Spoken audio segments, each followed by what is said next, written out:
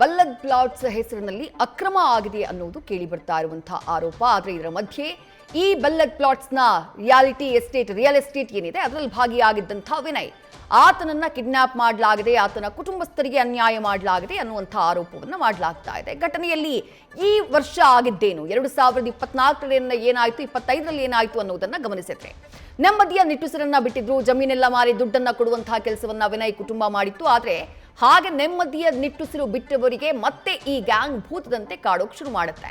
2026 ಜನವರಿ 16ನೇ ತಾರೀಕು ಅಪರಿಚಿತ ವ್ಯಕ್ತಿಯಿಂದ ಒಂದು ಫೋನ್ ಕರೆ ಬರುತ್ತೆ.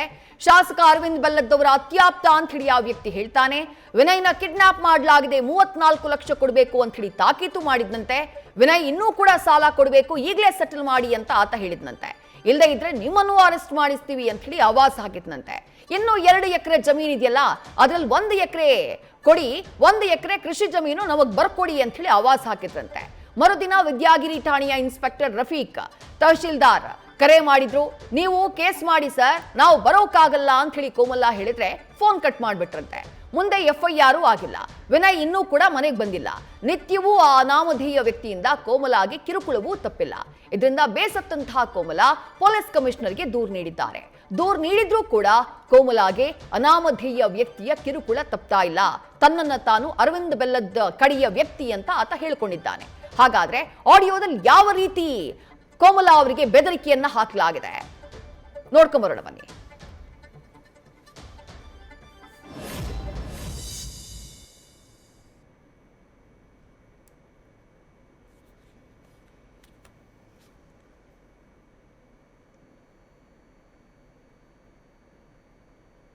ನಾನು ಬೆಲ್ಲದನ್ನ ಆಪ್ತದ ಗೆಳೆಯಾರ್ರಿ, ನನ್ನ ಕಡೆ ಕರ್ಕೊಂಡ್ ಬಂದಾರ ಅವ್ರು. ನಾ ಆಲ್ರೆಡಿ CPIಗೆ ಫೋನ್ ಹಚ್ಚಿದ್ದೆ. ಈಗ ಮಟ್ಟ ಹೋಗ್ಬಾರ್ದು, ಇಲ್ಲೆಲ್ಲೇ ಮುಗಿಲ್ಲ ಅನ್ನೋದಕ್ಕೆ ಈಗ ನನ್ನ ಕಡೆ ಕರ್ಕೊಂಡ್ ಬಂದಾರ ಅವ್ರು. ಈಗ ನಾ ಇವನ್ನ ಪೊಲೀಸ್ ಸ್ಟೇಷನ್ ಈಗ ಅವನ್ ಮುಂದೆ ಸ್ಪೀಕರ್ ಇಟ್ಟು ಬೆಲ್ಲದನ್ ಜೋಡಿ ಮಾತಾಡೇನ್ರಿ ನಾ. ಇಲ್ಪ ಮತ್ತ ಅವ್ ಹಿಂಗ ಹೇಳತ್ತಾನ, ಅವ್ರದ್ದು 2 ಎಕರೆ 9 ಗುಂಟೆದ ಏನೋ ಒಂದು ಆಸ್ತಿ ಐತಂತ. ನಾಳೆ ಬಂದು 1 ಎಕರೆ ಈ ದವಳೆ ಮತ್ತ ಬ್ರದರ್ಸ್ಗೆ ಬರೆದ್ ಕೊಡ್ತಾನಂತ. ಆಮೇಲೆ ಇನ್ನು ಉಳಿದ 8 ಮಂದಿಗೆ ಏನ್ ರೊಕ್ಕ ಕೊಡೋದೈತಿ ಅವ್ ಒಪ್ಕೊಳಕತ್ತಾನ. ಅದನ್ನು ಇವ್ರ ಹಾಕ್ತಾರ, ಯಾಕಂದ್ರೆ 1 ಎಕರೆಗೆ 40 ಲಕ್ಷ ರೂಪಾಯಿ ಅನ್ನಾಕತ್ತಾರ. ಆ ಲೆಕ್ಕಕ್ಕೆ ಹೋದಂದ್ರೆ ಇನ್ನೊಂದು 8 ಮಂದಿಗೆ ಅಂದ್ರೆ ಅವ್ರಿಗೊಂದು 10 ಲಕ್ಷ ರೂಪಾಯಿ ಆಕೈತಿ. ಇವ್ರದೊಂದು 24 ಅಂದ್ರೆ 34 ಲಕ್ಷ ರೂಪಾಯಿ ಆಕೈತಿ. ಟೋಟಲ್ 40 ಲಕ್ಷಕ್ಕೆ ಆಕೈತಿ. ಹಿಂಗ್ ಮಾಡು ನೀನಂತ ಕೇಳಿ ಅವ್ ಏನಂತ ಕೇಳಂತಂದ್ರೆ ಅವನ ಮಾತಾಡಿದಾರೆ. ಸರ್ ನಾ ಇದಕ್ಕೆ ಒಪ್ಕೋತೇನ್ರಿ ಅಂತ. ಒಪ್ಕೊಂಡೇನಿಲ್ಪ. ಹಿಂದ ನೀವೆಲ್ಲ ಏನ್ ರೊಕ್ಕ ಕೊಡ್ಬೇಕಾಗಿತ್ತು, ಪಂಚರ ನಡಕ್ ಏನ್ ವ್ಯವಹಾರ ಮುಗ್ದಿತ್ತು, ಇಂಥವ್ರ ಕೈ ರೊಕ್ಕ ಕೊಟ್ಟು ಇಂಥವ್ರಿಗೆ ಮುಟ್ಸೇವಿ ಅಂತ ಹೇಳಾಕತ್ತೀರಲ್ಲ, ಅದನ್ನ ಪ್ರೂವ್ ಮಾಡಿಬಿಡ್ರಿ. ನಿಮ್ 1 ಎಕರೆನೂ ಬ್ಯಾಡ ನಮಗ್. ಅದನ್ನ ಕಳ್ಕೊಂಡ್ಬರ್ತೇನ್ರಿ. ಏನ್ ಹೇಳ್ತೀರಿ ನೀವ್ ಯಾರ್ಯಾರ ಹೆಸರು ಹೇಳಾತ್ತೀರಿ, ಇಂಥವ್ರ ಕೊದ್ವಿ, ಇಂಥವ್ರಿಗೆ ಕೈ ರೊಕ್ಕ ಕೊಟ್ವಿ, ಅವ್ರ ಇಂಥವ್ರಿಗೆ ಹೋಗಿ ಕೊಟ್ಟು ಇಂಥವ್ರ ವ್ಯವಹಾರ ಮುಗಿಸ್ಕೊಂಡು ನಮ್ ಕಡೆ ಲೆಟರ್ ಬರ್ಸ್ಕೊಂಡ್ ಅವ್ರ ಕಡೆನೂ ಲೆಟರ್ ಬರ್ಸ್ಕೊಂಡ್ರ ಅಂತೀರಿ ಅಲ್ಲ, ಅದನ್ನ ಪ್ರೂವ್ ಮಾಡ್ಬಿಡ್ರಿ. ನಿಮ್ 1 ರೂಪಾಯಿನೂ ಬ್ಯಾಡ ಇವ್ರಿಗೆ. ನಾನ್ ನಿಂದಿರ್ತೀನಿ ನಿಮ್ ಪರವಾಗಿ. ಈ ಕೇಸ್ನಾಗ ಬೆಲ್ಲದವ್ರ ಇಂಟ್ರೆಸ್ಟ್ ತಗೊಂಡ್ರ ಮತ್ತೆ ಎಲ್ಲಾ ಪದ್ಧತಿ ಎಲ್ಲಾ ಮುಗಿಸೇನಂತ ಎಲ್ಲಾ ಪತ್ರ ಬರ್ಸ್ಕೊಂಡು ಇಟ್ಕೊಂಡಿ ನಿಂದಿರಿ. ಆ ಪತ್ರ ಕೊಡ್ರಿ ನನಗಂತ ಕಂಡು ಬಿಡ್ರಿ. ಇಲ್ಲ ಅವ್ರ ಕಡೆ ಇದಾವಂದಾರೆ, ನನ್ಗೂ ಕೊಡ್ಲಿಲ್ಲ ಅವತ್ತು. ಅವನು ಬೆಲ್ಲದವ್ರು ನಿನ್ನೆ ಅವ್ರ ಆಪ್ತರೊಬ್ರು ಫೋನ್ ಹಚ್ಚಿ ನನ್ ಜೋಡಿ ಸುದೀರ್ಘವಾಗಿ ಮಾತಾಡ್ಯಾರ. ನಾ ಕೊಟ್ಟೇನೆ ಅಂತ ಹೋಗ್ತೇನೆ, ಕೊಟ್ಟಿದ್ ಪೇಪರ್ ತೊಗೊಂಬರ್ರಿ. ಆಮೇಲೆ ಇವ್ರು ಇಸ್ಕೊಂಡಿದ್ ಪೇಪರ್ ಇರ್ತೈತಲ್ಲ ನಿಮ್ ಕಡೆ, ಇಂಥ ದಿವ್ಸ ಇಂತಲ್ಲೇ ನನಗೆ ಇಷ್ಟು ರೊಕ್ಕ ಬಂದ್ ಮುಟ್ಟೈತೆ ಅಂತೇಳಿ ಇವ್ರಿಬ್ರು ಅಣ್ಣ ತಮ್ಮ ಸಹಿ ಮಾಡಿದ್ ಇರ್ತೈತೆ. ಹಲೋ ಮಾಡಿದ್ರಲ್ರಿ ವಿದ್ಯಾಗಿರಿ ಪೊಲೀಸ್ ಅವ್ರಲ್ರಿ? ನಾನ್ರಿ ಅದ MR ನಗರದ ವಿನಾಯಕನ್ ಕರ್ಕೊಂಡ್ ಬಂದಿರಲ್ಲ ಸರ್, ಅದ ಅವ್ರ ಅಕ್ಕ ರೀ.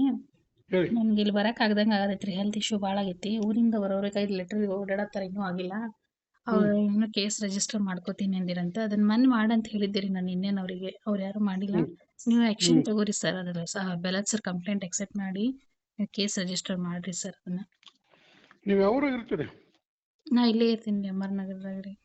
ಇಲ್ಲೇ ಧಾರವಾಡದಾಗ? ಧಾರವಾಡದಾಗ ಇದೀನಿ. ಊರಿಂದ ಬರ್ಬೇಕಾದವ್ರು ಬಂದಿಲ್ಲ. ಅವ್ರು ಅದ ಲೆಟರ್ ಹೇಳಿದ್ದೆಲ್ರಿ ಲಾಸ್ಟ್ ಟೈಮ್ ಓಡಾಡತ್ತಾರ ಲೆಟ್ರಿಗೆ. ಅವರು ಸರ್ ನಂಗೆ ಗೊತ್ತಿಲ್ಲ, ನಾ ಈಗ ಹೊಸದಾಗಿ ಬಂದಿನಿ. ಹಳೆ ಇನ್ಸ್ಪೆಕ್ಟರ್ ಇಲ್ಲ. ಹಳೇದ್ ಇನ್ಸ್ಪೆಕ್ಟರ್ ನನ್ನ ಜೊತೆ ಕಾಂಟ್ಯಾಕ್ಟ್ ಅವರು ಮಾಡಿಲ್ಲ ರೀ. ಇಲ್ಲಿ ಸಬರ್ಬನ್ನದಿತ್ರಿ ಅದ, ಅಲ್ಲಿ ಮಾಡ್ಬೇಕಂದ್ರ ಅವ್ರ ಸಾಹೇಬ್ರಿಲ್ಲ, ನಿಮ್ ನಾಳೆ ಸಿಗ್ತೈತಿ ಅನ್ನತ್ತಾರ್ರಿ. ಮತ್ತು ನಿಮಗೂ ಪ್ರೊಸೀಜರ್ ಮಾಡಕ್ಕೆ ಸುಮ್ಮನೆ ತೊಂದರೆ ಆಕೈತಿ. ನಾನು ಇನ್ನೇನು ಅಂತ ಹೇಳಿದ್ದೀರಿ ನಮ್ಮ ಬ್ರದರ್ ಕಡೆಯಿಂದ. ಇನ್ನು ನಿಖಿಲ್ ಅವ್ರ ಮಾತಾಡಿದ್ರಿ. ಬರ್ರಿ ಮಾಡ್ಕೊಂಡ್ ಬರ್ರಿ ನೀವು ನಾಳೆಗೆ. ನೀವು ಕೇಸ್ ಏನಿದ್ರೆ ರಿಜಿಸ್ಟರ್ ಮಾಡ್ರಿ ಸರ್, ನಡೀತೈತ್ರಿ. ಪಾಪ ನಿಮಗೂ ಕಾಯಿಸೋದಂಗೆ ಆಗ್ತೈತಿ. ನೀವು ಮಾಡ್ಕೋರಿ, ನಾ ಆಮೇಲೆ ಏನೈತಿ ಮತ್ತೆ ನೋಡ್ತೀನಿ ಸರ್. ಲಾಸ್ಟ್ ಜನವರಿಯಲ್ಲಿ ಕಿಡ್ನಾಪ್ ಮಾಡ್ಕೊಂಡು ಹೋಗಿದ್ದಾರೆ ಸರ್. ಅದು ನಿಖಿಲ್ ಮತ್ತು ಸಂತೋಷ್ ದವಳಿ ಅನ್ನೋರು 1 ಜನ ಸೇರಿಕೊಂಡು ಕಿಡ್ನಾಪ್ ಮಾಡ್ಕೊಂಡು ಹೋಗಿದ್ದಾರೆ ಆಫೀಸಿಂದ ಬರೋ ಅಷ್ಟೊತ್ತು, ಕೆಲಸದಿಂದ ಬರುವಾಗ. ನನ್ನ ತಮ್ಮನ ಹೆಸರು ವಿನಾಯಕ್ ಕುಮಾರ್ ಶಿರ್ಗುಪ್ಪಿ ಅಂತ ಹೇಳಿ. ಸದ್ಯಕ್ಕೆ ಇಲ್ಲಿ LPG ಒಳಗೆ ಧಾರವಾಡ ಪ್ಲಾಂಟಲ್ಲಿ ಸಣ್ಣದಾಗಿ ಕೆಲಸ ಮಾಡ್ತಾ ಇದ್ದ. 3 ತಿಂಗಳಿಂದ ಕೆಲಸ ಮಾಡ್ತಾ ಇದ್ದ. ಈ 3 ತಿಂಗಳು ಮುಗೀತು.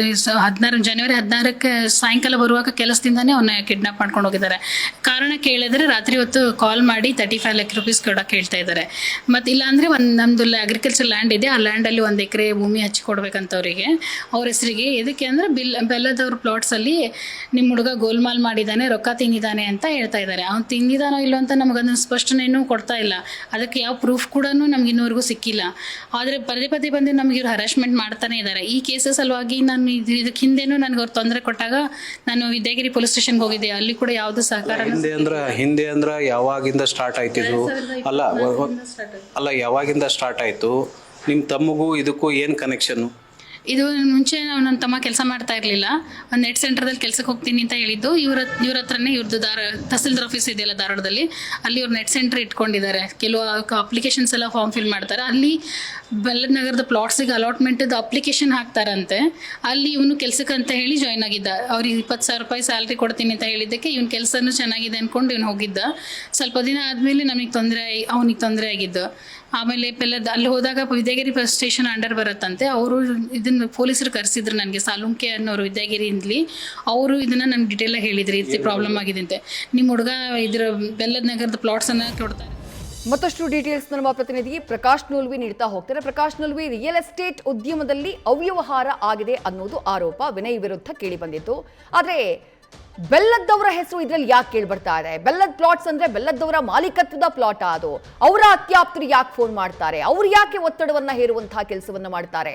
ವಿನಯ್ ಅಕ್ರಮ ಮಾಡಿರೋದು ನಿಜಾನ? ಏನ್ ಡೀಟೇಲ್ಸ್ ಸಿಗ್ತಾ ಇದೆ ಪ್ರಕಾಶ್? ವಿದ್ಯಾ, ಬೆಲ್ಲದ ಶಾಸಕ ಅರವಿಂದ್ ಬೆಲ್ಲದ್ ಅವರ ಹೆಸರನ್ನ ದುರುಪಯೋಗ ಮಾಡಿಕೊಂಡು ಕೆಲವರು ಈ ಹಿಂದೆ ಮುಂದೆ ಯಾರು ಇಲ್ದಂತ ಕುಟುಂಬ ಇದು, ಕೋಮಲಾಳ್ ಕುಟುಂಬ ಇದೆಯಲ್ಲ, ಯಾರು ಕೂಡ ಇವರಿಗೆ ಸಪೋರ್ಟ್ ಇಲ್ಲ. ಇಂಥ ಕುಟುಂಬವನ್ನ ಇವರು ಬ್ಲ್ಯಾಕ್ ಮೇಲ್ ಮಾಡಿ ಅವ್ರ ಹತ್ರ ಒಂದಿಷ್ಟು ಪಿತ್ರಾರ್ಜಿತವಾಗಿ ಬಂದಿರುವಂತ ಆಸ್ತಿ ಇದೆ, ಆ ಆಸ್ತಿಯನ್ನು ಹೊಡಿಬೇಕು ಅಂತ ಮಾಡಿರುವಂತ ಪ್ಲಾನ್ಗಳು ಅಂತ ಮೇಲ್ನೋಟಕ್ಕೆ ಗೊತ್ತಾಗ್ತಾ ಇದೆ.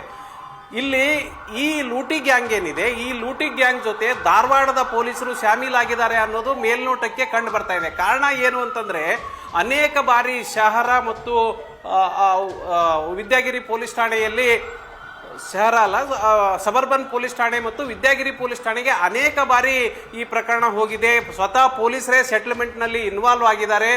ಎಲ್ಲೂ ಕೂಡ ಇದುವರೆಗೂ ಒಂದು ಸಿಂಗಲ್ FIR ಆಗಿಲ್ಲ. ಅಕಸ್ಮಾತ್ ವಿನಯ್ ತಪ್ಪಿತಸ್ಥನೇ ಆಗಿದ್ರೆ ಆತನ ವಿರುದ್ಧ ಕಂಪ್ಲೇಂಟ್ ಅನ್ನ ತೆಗೆದುಕೊಂಡು FIR ದಾಖಲು ಮಾಡಬೇಕಾಗಿತ್ತು.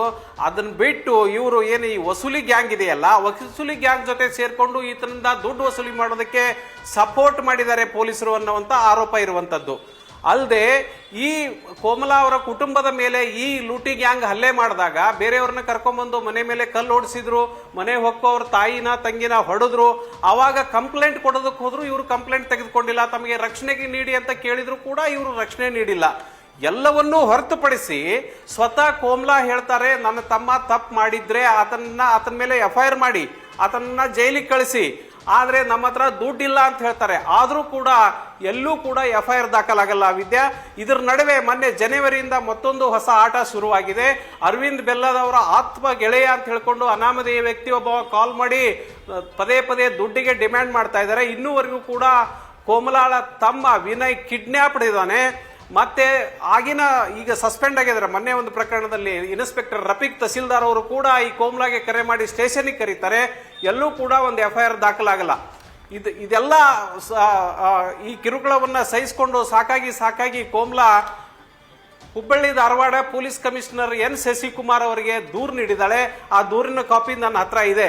ಕಳೆದ ಏಪ್ರಿಲ್ 30ರಂದು ದೂರು ನೀಡಿದ್ದಾರೆ. ಎಲ್ಲ ಘಟನೆಯನ್ನು ಸವಿಸ್ತಾರವಾಗಿ 4 ಪೇಜ್ನಲ್ಲಿ ಬರೆದಿದ್ದಾರೆ. ನನಗೆ ನ್ಯಾಯ ಕೊಡಿಸಿ ಇದರಲ್ಲಿ ಸ್ಪಷ್ಟವಾಗಿ ಬರೆದಿದ್ದಾರೆ, ನನ್ನ ತಮ್ಮ ತಪ್ಪು ಮಾಡಿದ್ರೆ ಆತನಿಗೆ ಶಿಕ್ಷೆ ಕೊಡಿ, ಆದರೆ ನಮ್ಮ ಹತ್ರ ದುಡ್ಡಿಲ್ಲ, ನಮಗೆ ದುಡ್ಡಿಗಾಗಿ ಕಿರುಕುಳ ಕೊಡ್ತಾ ಇದೆ, ಪಿತ್ರಾರ್ಜಿತ್ ಅಂತ ಬಂದಂತ 2 ಎಕರೆ ಜಮೀನಿದೆ, ಅದನ್ನು ಕೂಡ ಮಾರಾಟ ಮಾಡಿ ನನಗೆ ಇನ್ನ 35 ಲಕ್ಷ ಕೊಡಿ ಅಂತ ಟಾರ್ಚರ್ ಮಾಡ್ತಾ ಇದ್ದಾರೆ ಅನ್ನುವಂತ ಒಂದು ಅಳಲನ್ನು ತೋಡ್ಕೊಂಡಿದ್ದಾರೆ. ಇನ್ನೂವರೆಗೂ ಕೂಡ ಈ ಕೋಮ್ಲಾಳಿಗೆ ನ್ಯಾಯ ಸಿಕ್ಕಿಲ್ಲ. ಇದರ ಅರ್ಥ ಅಲ್ಲಿಗೆ ಪೊಲೀಸರು ಕೂಡ ಈ ವ್ಯವಸ್ಥೆಯೊಂದಿಗೆ ಶಾಮೀಲಾಗಿದ್ದಾರೆ ಅಂತ.